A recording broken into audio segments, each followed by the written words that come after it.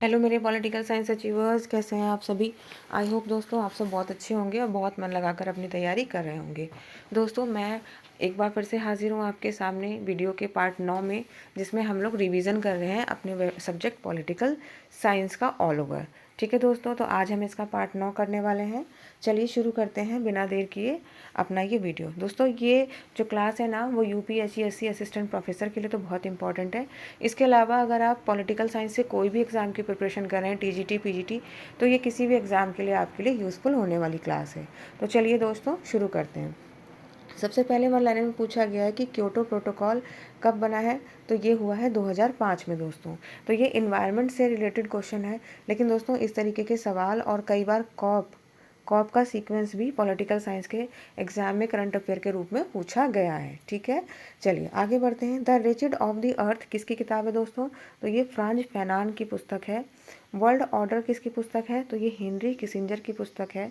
और implosion of capitalism किसकी पुस्तक है, तो ये समीर अमीन की पुस्तक है। इसी तरीके से neocolonialism the last stage of imperialism, ये किसकी पुस्तक है, तो नवा मिंक्रमा, ठीक है, इनकी पुस्तक है। इस तरीके की पुस्तकें दोस्तों कई बार अलग से भी पूछ ली जाती हैं, साथ ही मैचिंग करने के लिए भी आ जाता है।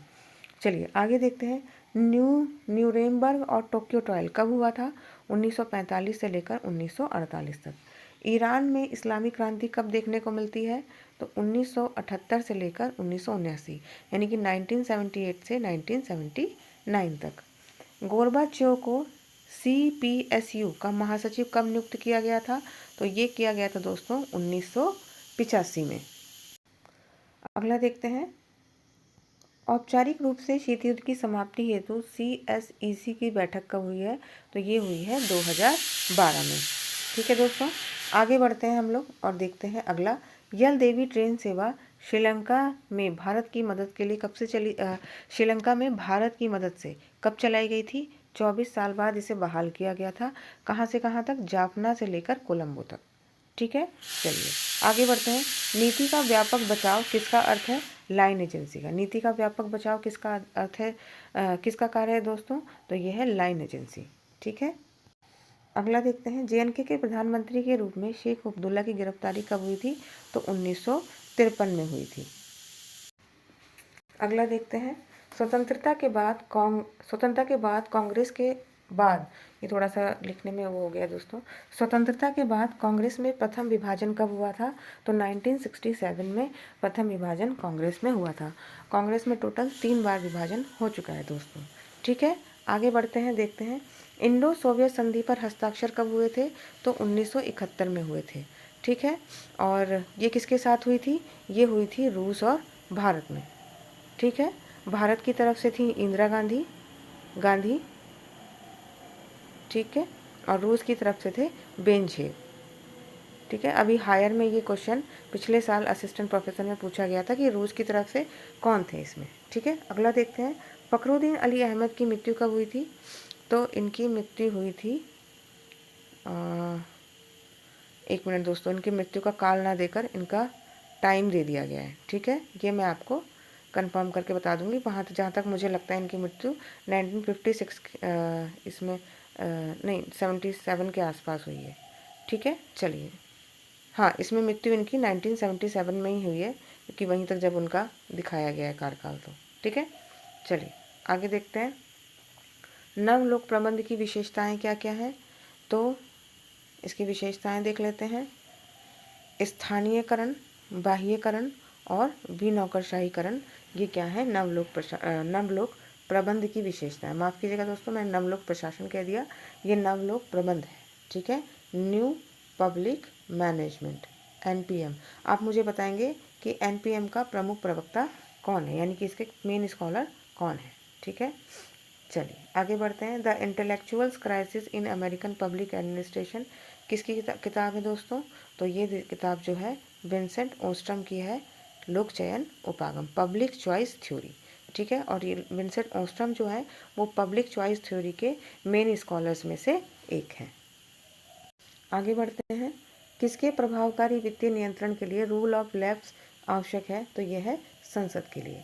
भारत में शून्य आधारित बजट की शुरुआत कब हुई थी, तो 1987 और 88 में इसे शुरू किया गया था। ठीक है, आगे देखते हैं नम्र शक्ति क्या है, सॉफ्ट पावर। इसे क्या है, ये क्या है, तो नम्र शक्ति का प्रयोग राज्यकर्ता करते हैं। नम्र शक्ति का दूसरा फलक है, दूसरे तरीके की ये शक्ति होती है। नम्र शक्ति आदर्शवाद का एक रूप होता है। ठीक है, चलिए आगे बढ़ते हैं। फ्रांसिस फुकुयामा, इतिहास का अंत का अर्थ क्या है, सैद्धांतिक संघर्ष अब समाप्त हो चुका है। ठीक है, जो 1991 में जो शीत युद्ध की समाप्ति हुई उस समय इन्होंने इस चीज़ को बताया था। कैच ऑल पार्टी निम्न में से किसके उत्तर द्वितीय विश्व युद्ध में की दलीय व्यवस्था का वर्णन करती है। ठीक है, पूछ रहा है कि कैच ऑल पार्टी जो है वो किसमें उत्तर द्वितीय विश्व युद्ध की दलीय व्यवस्था का वर्णन करिए। उत्तर द्वितीय का मतलब है, उत्तर द्वितीय विश्व युद्ध का मतलब है कि द्वितीय विश्व युद्ध समाप्त होने के बाद। तो इसका सही उत्तर हो जाएगा पश्चिमी यूरोप। यूएनओ का प्रथम निशस्त्रीकरण दशक कब माना जाता है, तो 1970-80 में। ठीक है, आगे बढ़ते हैं और देखते हैं अगला बनाना। राज्यों को पहली बार ग्रीन हाउस उत्सर्जन कटौती करने पर विधिक रूप से बाध्य कब किया गया था, तो किया गया था क्योटो प्रोटोकॉल 1997 में। अब आप कहेंगे दोस्तों कि जब इस वीडियो की शुरुआत हुई थी तब तो हमने क्योटो प्रोटोकॉल जो था वो 2005 में पढ़ा था, तो अब आप मैम इसको 1997 क्यों बता रही हैं। तो दोस्तों जो ये इसकी रूपरेखा बनी, ये बनकर तैयार हुआ ना दोस्तों, ये हुआ था 1997 में। ठीक है, लेकिन इसे पूरी तरीके से लागू 2005 में किया गया था। ठीक है, इसीलिए हमें ये 2 ईयर्स देखने को मिलते हैं। ठीक है, आई होप आपको क्लियर हो गया होगा। आगे बढ़ते हैं। कानूनी दृष्टिकोण से मुलायम कानून किसे कहते हैं, विकास के अधिकार को। ठीक है, मुलायम कानून वो होते हैं जो कि आसानी से मतलब बेंड हो जाता है, यहाँ उनको तोड़ा मरोड़ा जा सकता है। ठीक है, उसको मुलायम कानून कहते हैं, जिनको चेंज करना या उनमें किसी प्रकार का परिवर्तन आसान होता है। ठीक है, यूएनओ की संस्थाओं का कालानुक्रम बताना है। ठीक है, ये छूट गया है दोस्तों, चलिए कोई बात नहीं, आगे बढ़ते हैं हम लोग। International bank for reconstruction and development. ठीक है, ये कब हुआ था, वाशिंगटन डीसी में। ये इसका हेडक्वार्टर कहाँ है, वाशिंगटन डीसी में। ठीक है, मैं यहाँ पे मेंशन करना नहीं किया है, मैं यहाँ पे इसको मेंशन कर दे रही हूँ। ठीक है, इनका कालानुक्रम आपको बताना है। ठीक है, international bank for reconstruction and development कब हुआ है, 1944 में। हेडक्वार्टर कहाँ है, वाशिंगटन डीसी में। उसके बाद है इंटरनेशनल फाइनेंस कॉरपोरेशन, ये कब हुआ है, 1956 में। ठीक है, इंटरनेशनल डेवलपमेंट एसोसिएशन ये कब बना है, 1960 में। ठीक है, उसके बाद है मल्टीलैटरल इन्वेस्टमेंट गारंटी एजेंसी, ये कब बनी है, 1998 में। ठीक है, तो देख रहे हैं दोस्तों कि इस तरीके की क्वेश्चन भी यहाँ पे हमसे पूछ लिए जाते हैं कि यूएनओ की संस्थाओं को कालक्रम में लगाना है, ये उसकी कुछ संस्थाएं हैं। ठीक है, चलिए आगे बढ़ते हैं। चलिए दोस्तों आगे देखते हैं। भारत और पाकिस्तान में समझौतों का क्रम बताना है दोस्तों। ये 4 समझौते हैं, इनका क्रम देख लेते हैं। ताशकंद 1966 में होता है, शिमला समझौता 1972 में होता है, लाहौर समझौता 1999 में होता है और आगरा एकॉर्ड 2001 में होता है। ठीक है, चलिए अगला देखते हैं। राष्ट्र संघ लीग ऑफ नेशंस का मौलिक सिद्धांत क्या है, तो इसका मौलिक सिद्धांत था सामूहिक सुरक्षा। अगला देखते हैं, अंतर्राष्ट्रीय संबंधों में शक्ति क्या है, शक्ति कैसी है, तो सापेक्ष है। ठीक है, चलिए नौकरशाही का कौन सा प्रकार दलगत हितों के प्रति पूर्वाग्रह दर्शाता है, तो कौन सा प्रकार, संरक्षक नौकरशाही। ठीक है, संरक्षक नौकरशाही में यही होता है कि जो नौकरशाही होती है वो राजनीतिक दलों के संरक्षण में काम करती है, इसीलिए ये इनके प्रति पूर्वाग्रहित होते हैं या फिर इनके प्रति प्रतिबद्ध रहते हैं। ठीक है, आगे बढ़ते हैं। नौकरशाह को सत्ताधारी सेवक किसने कहा है, तो रॉबर्ट मर्टन ने कहा है। बहुत इंपॉर्टेंट है दोस्तों। ठीक है, अगला देखते हैं। किस कमेटी ने सिफारिश की कि ब्लॉक स्तरीय योजना हो, ब्लॉक स्तरीय योजना की सिफारिश किसने करी है, तो दांतेवाला कमेटी ने। ठीक है, समन्वय का महत्वपूर्ण साधन क्या है, तो नियोजन। ठीक है, अगर कोऑर्डिनेशन अच्छा होगा, अगर आप प्लानिंग यानी कि नियोजन से चलेंगे तो किसी भी संगठन में। ठीक है, अगला, वह मतदान प्रणाली जिसमें मतदाता किसी प्रत्याशी को एक से अधिक मत दे सकता है उसे क्या कहते हैं, उसे कहते हैं संचयी मतदान। ठीक है, आगे बुक देखते हैं। The politics of budgetary process, बहुत इंपॉर्टेंट है दोस्तों, एक बार फिर से। तो ये किसकी है? विडाल्स्की की है, 1964 में लिखी गई है। आगे देखते हैं। अब्राहम मस्लो ने कहा, प्रशासन में मानव व्यवहार का अध्ययन मनोविज्ञान के जरिए किया जाना चाहिए। किसने कहा है? अब्राहम मैस्लो ने। किसके विद्वान हैं दोस्तों? ये है आपको पब्लिक एडमिनिस्ट्रेशन में अभिप्रेरणा, ठीक है, अभिप्रेरणा या मोटिवेशन थ्योरीज मिलेंगी, उसके ये एक इम्पॉर्टेंट विचारक हैं दोस्तों, अब्राहम मैस्लो।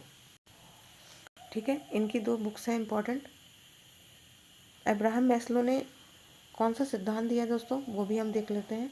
इन्होंने पद सोपान नहीं बल्कि उसको हम कहेंगे सोपानीय सिद्धांत दिया है, आवश्यकता सोपान।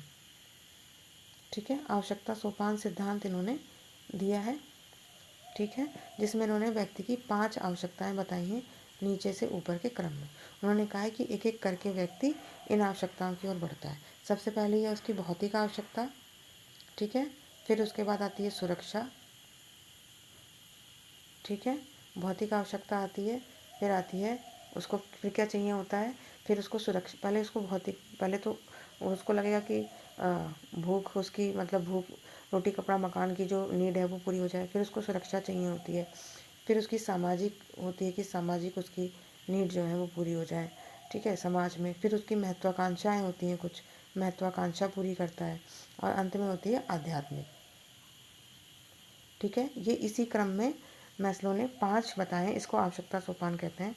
सबसे पहले भौतिक, फिर सुरक्षा, फिर सामाजिक, फिर महत्वाकांक्षी और लास्ट में आध्यात्मिक। ठीक है, इनकी बुक्स हैं दोस्तों, ये बुक्स देख लेते हैं हम कौन कौन सी हैं। ए थ्योरी ऑफ ह्यूमन मोटिवेशन 1943 और दूसरी मोटिवेशन एंड पर्सनैलिटी 1954। ठीक है, आगे देखते हैं। चुनाव आयोग वर्णित राजनीतिक दल का वर्ग नहीं है। कौन नहीं है? क्षेत्रीय दल नहीं है। ठीक है, राजनीतिक दल अच्छे हैं या बुरे, इस संबंध में सूचना, अगले पेज पे पढ़ते हैं दोस्तों। राजनीतिक दल अच्छे हैं या बुरे, इस संबंध में सूचना एकत्र करना वैसा ही है जैसा इस संबंध में सोचना कि ज्वार भाटे अच्छे हैं या बुरे। ये कथन किसका है दोस्तों? तो ये कथन है लावेल का। वेरी इंपॉर्टेंट, ठीक है, याद रखेंगे। आगे बढ़ते हैं दोस्तों। भारत के संविधान में भाषा प्रावधानों का समावेश मुंशी आयंगर फॉर्मूले के समझौते का परिणाम है। किसका परिणाम है? मुंशी आयंगर फॉर्मूला का। ठीक है, आगे देखते हैं। किस एक्ट से भारत का राष्ट्रपति मंत्रिपरिषद की सलाह से बंधा है?